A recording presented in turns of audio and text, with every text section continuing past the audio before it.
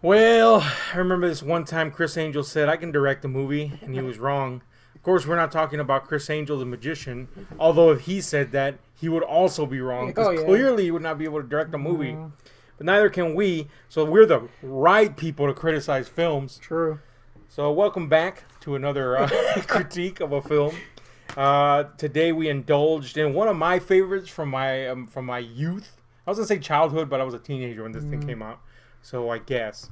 But anyway, I loved this movie then, and we're gonna find out how I feel about it now. You saw this from relatively around the same time that I first experienced it, Yeah. which means you were like literally a fetus. So I'm interested to see Yeah, what you think of it now. Vern Troyer. Yeah, you were skulking on the ground. Yeah. And we're talking about part one of the WISHMASTer series, starring the great Andrew Divoff, the man who should be Shazam. Most evil Shazam of all time. Shit, we'll make him Black Adam. Oh, Right? dude. That's good. If you haven't I seen... mean, he's too old now, but. Well, that's true. And he's bald now, by the way. Oh, yeah? Yeah, it's pretty sad. Not the bald part, but because he looks cool, damn. Uh, If I wanted to look like a horror icon, I would want to look like Andrew Divoff. Well, we talking like full bald? Like fully bald? Yeah, Or does he got the. He's got like those scraggly hairs that, you know what I'm saying? Oh, that doesn't sound cool. I'm not gonna lie. You should really put up pictures of everything we just mentioned because it's just two fat guys talking about hair. But anyway, yeah, man, Andrew Divoff remains, I should say, was and remains a small character actor. Like he's always been like a bit role guy, but he's a guy that chances are you've seen him in movies, and sometimes you didn't even know he was there. You know what I'm saying? Like just recently, I found out he was in Indiana Jones 4, and while I wanted to forget everything about that movie, it made sense. He was a Russian guy in it. Oh, he was the gopher. Yeah, man, he's just one of those guys that unfortunately has never gotten the big break that he deserves. I think he has like this kind of like malevolent presence that's just inherent in how he looks. You know, it's just kind of like this weird, devious glint in his eyes, you know. The most memorable thing I can think of him besides his role as the Djinn is, you know, Graveyard Shift, which, well, we'll talk about that in our other channel where we get to Stephen King movies of that nature. But, you know, he kind of cemented himself in horror with this role. And it's a role that's stuck around, and people lamented when he no longer was in that role in the later sequels. So I think the first thing I got to say is that the one thing that held up just as great is Andrew Divoff. He's what makes this... there's a lot of stuff that makes the movie cool, but he's what makes the movie super cool. He's the reason to hang around for part two, you know what I'm saying? Part two is a significant step down in quality, but it's a super fun movie still, and he's the major reason for that. So I was very glad to see that somebody that in my mind had always been like, that's a cool guy and character, The Deep. still was that. So just get that out of the way for me personally. What's one thing that stayed cool for you? Because I know you liked this movie in the past, but again, the fetus status. Yeah. Some of the effects. Keyword being some of the effects.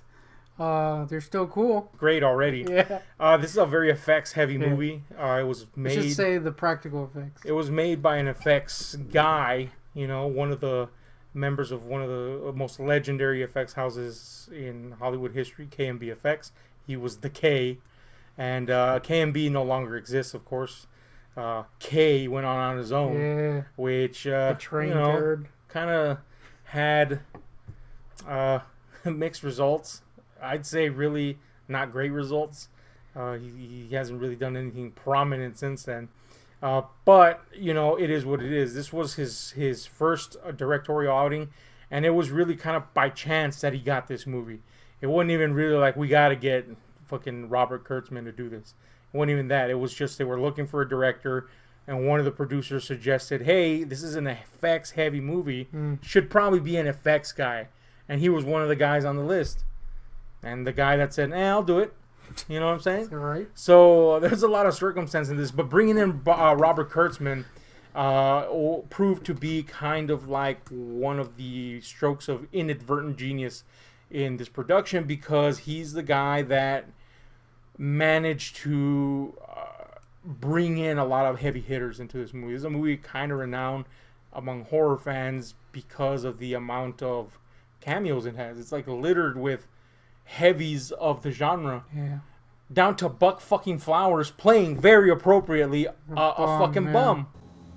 Should only get cancer and die.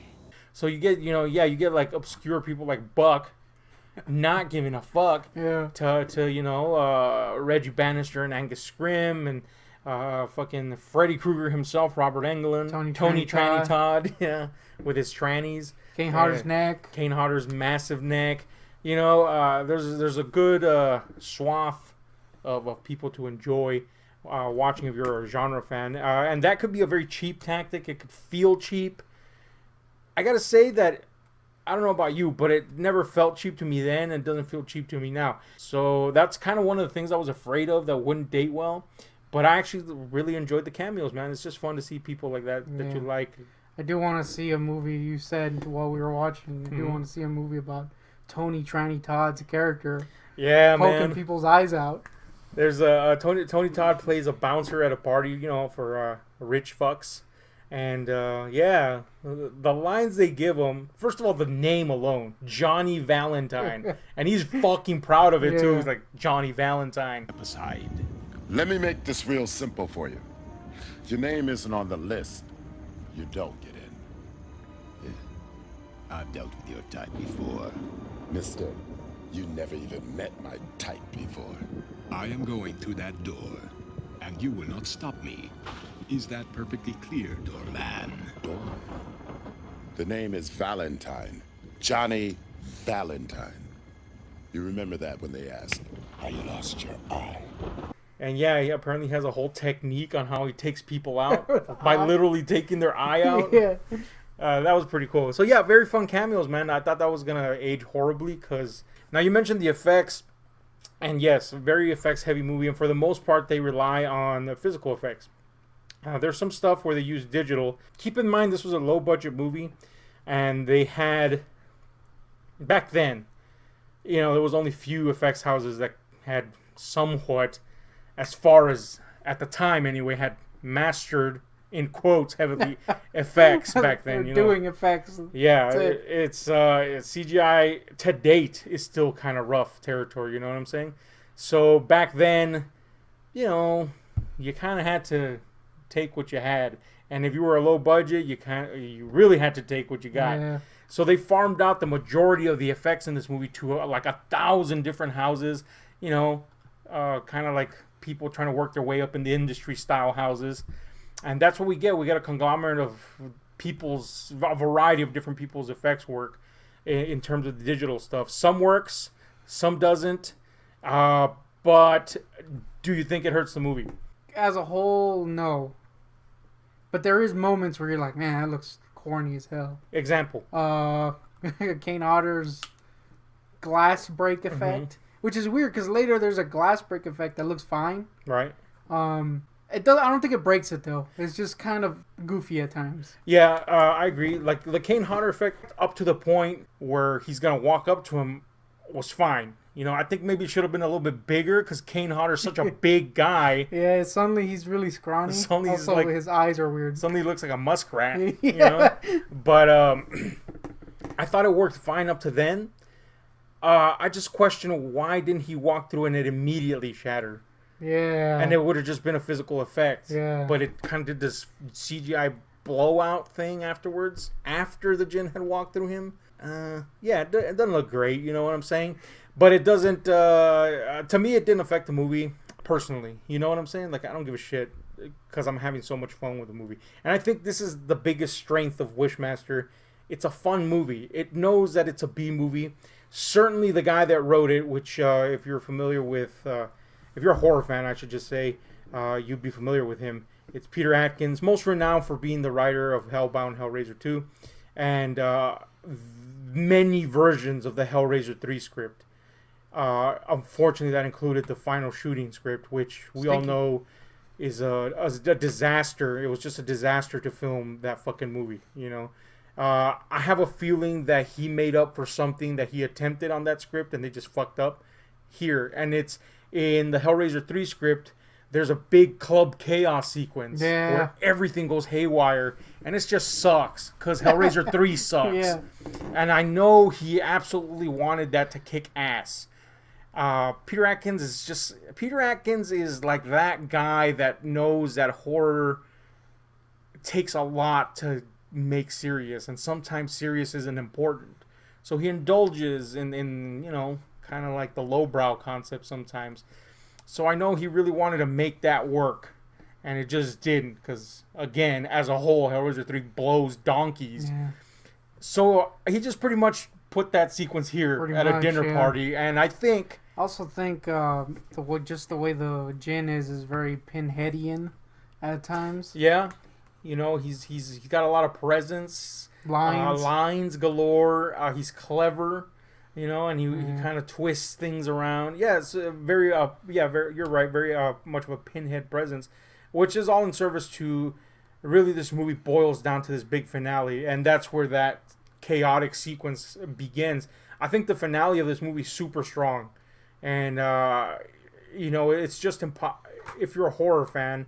If you're a cult movie fan, it's impossible to not at least enjoy that part of the movie. It's like a weird blowout of madness. All kinds of crazy effects and gags. Some awesome costume work.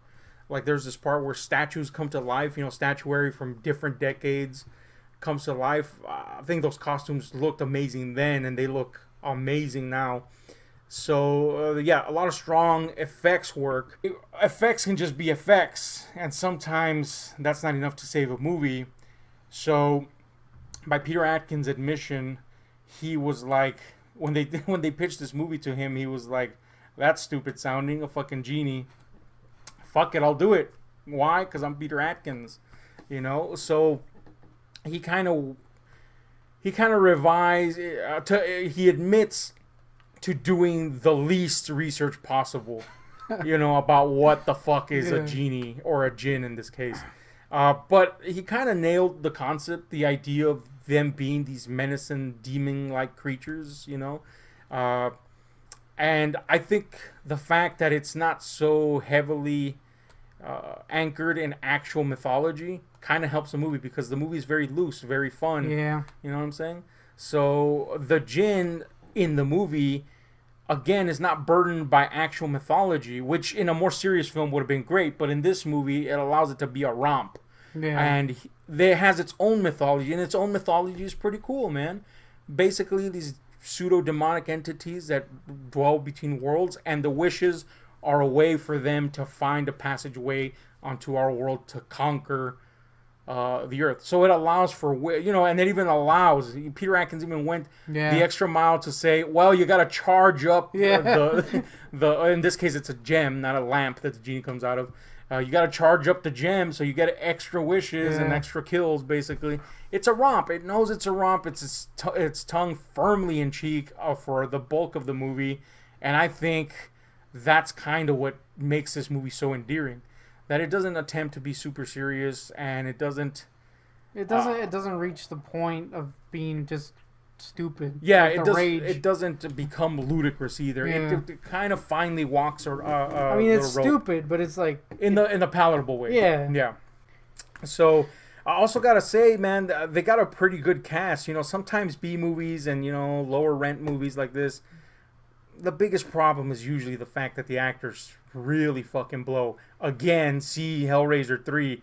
Ooh, stinky actors. Yeah. Man, some of the worst acting ever. But, and then usually, as again the case in Hellraiser 3, there's one guy that makes you stick around. And in that case, it was Doug Bradley. This movie could have easily been carried just by Andrew Divoff. Because he's such the Div master, I call him. Or Vern. Mini-me's in this movie, guys. Yeah, he is. He's the first stage of the djinn, and I mean, it's the best he's looked. That's a good point. Unless you count currently where he's rotting in the ground. Yeah, probably looks like a djinn right now. Probably looks like a rotting ghoul. So maybe second best he's ever looked. Oh, the best he's looked is next to a Subway sub, actually. Oh man, now you got to insert that picture in there. Dude, Andrew Divoff could have carried this movie on his own, and you could have forgiven shitty acting all around. But I think the lead actress is actually pretty good. She's you know what I'm pretty saying? good. She kind of, like you said, she kind of Looks- reminds you, and she looks and kind of sounds like what's her name? Linda Hamilton? Knockoff Linda Hamilton. Yeah, she's kind of like a mix of that and Billie Piper from Doctor Who. Oh yeah, I see it. Yeah, It's kind of weird. you're right, man. Tammy Lauren, her name is. I had to check it because guess what, guys? She didn't really do much in movies. You know, she's generally speaking a TV actress, and even that is like every now and then she gets a role. But you know what? She did a damn fine job, man. She's pretty good. And they gave her an actual arc, you know, of character growth that was tied into how she defeated the Jinn and gave it substance. So that's cool, man. To give you a character that you can actually kind of care about during the romp. Cool. Kudos. I mean, shit. That we don't usually get that. We have to depend on the romp parts only. Tell me something, man. Tell me something. I think you got on your mind. a minor con, I guess, is that it doesn't really look like a movie. It's kind of cheap looking. I don't know if this was was it straight to video? Well, that's interesting you should say that because initially there were doubts about whether this was going to go to the theater or not. I could see and that. chances were they were going to go straight to video, but Yeah. they started doing screenings for people and the reactions were like super positive, so they're like, fuck it, let's release it in the theater. Yeah, I could see that. It kind of looks like something that would be straight to video. It doesn't have that super cinematic look, but it doesn't look atrocious either. Yeah, it looks somewhere in the middle, you know? Yeah. It doesn't have that cheap, old school, almost like too many frames per second soap opera look. It doesn't have that. It doesn't have a fully cinematic look. No. So it kind of it's dwells in that some weird weird, limbo. But thankfully, I think it leans more toward a cinematic look than otherwise. Enough so that you're not like, this just looks like a fucking soap opera. That sucks. So thankfully, that's not a thing. But yeah, you're right. And interestingly enough, the sequel, which did go direct to video, kind of doesn't have that look. It's weird, man. But anyway, did it bug you? I mean, did it? No, I mean it's just one of those things you notice. I don't know if maybe it's just how it looks, or maybe the transfer is not great on this video, or maybe I think that's just how it looks, honestly. Yeah, it is how it looks. But yeah, it's just something you notice. Same with like the music; it's not super amazing in this. Yeah, and you know it's kind of weird because the music got a lot of attention from a lot of people, and the main theme is pretty cool. But the bulk of the music is just stings that you know kind of pop, and there's jump scares in this movie that make no sense. They're kind of funny. You know what I'm saying? Don't get me wrong. I mean, it's not a scary movie. You know what I'm saying? It's a fun movie. Yeah. But it is horror, so I guess some people expect it to be scary. But the jump scares they employ are few, and some of them are just downright hilarious, and they're like, you just question how that would ever happen. Yeah. But thankfully, the majority of the stuff is just sight gags and you know, weird visceral shit. This is a kind of a nostalgia thing for me. But I think anybody that likes this movie understands that there's that cultish B vibe to it. Yeah, it's not like, aspiring to be fucking art. It's kind of like like why people like Army of Darkness. Only exactly. This is way funner than Army of Darkness. Oh yeah, yeah, we said it. Hashtag Army of Darkness didn't age well. Hashtag Army of Darkness was a movie I saw. The end of my review of that. If you disagree with us, Sam Raimi hates it. Yeah. Clearly.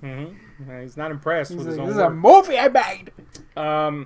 Yeah, this is just a fun fucking movie, dude. It's really entertaining. I absolutely love Andrew Divoff. He's cool, man. It's just one of those guys I wish. The Div is pretty rad. I wish he was in more stuff. Now he's gonna be in everything. Yeah. Porno. Male porno. Yeah, dude, he's just such a cool guy. He of course came back for the sequel. We will be reviewing that as well, and unfortunately, we'll be reviewing the last two movies. Man. I don't know, maybe my opinion will change, but when I first saw Part 3, let's just say I couldn't get past the first 30 minutes. It's funny because he did write Andrew Divoff personally wrote a script for Wishmaster 3, but it was so ambitious that clearly, unless they had millions of dollars, they were never going to make it. And he's such a nice dude in the interviews, but pretty much without being an asshole, he says, it just sucked and I didn't want to be in it.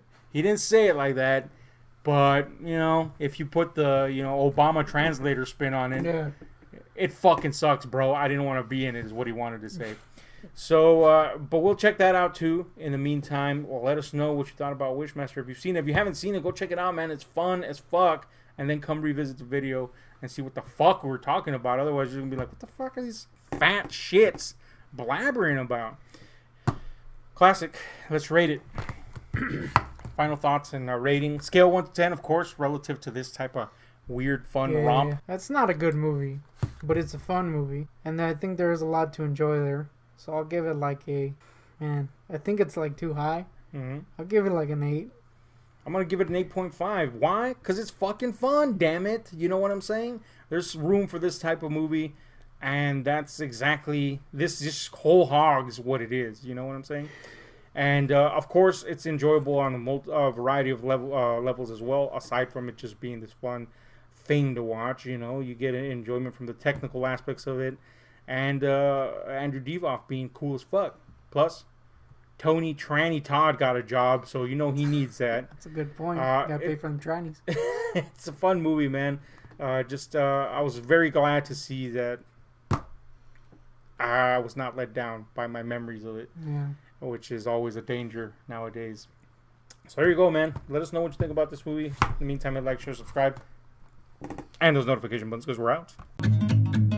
This music, stupid sounds, all kinds of shit for you. Anything goes inside the night from a couple corpulent dudes. This music, stupid sounds, all kinds of shit for you.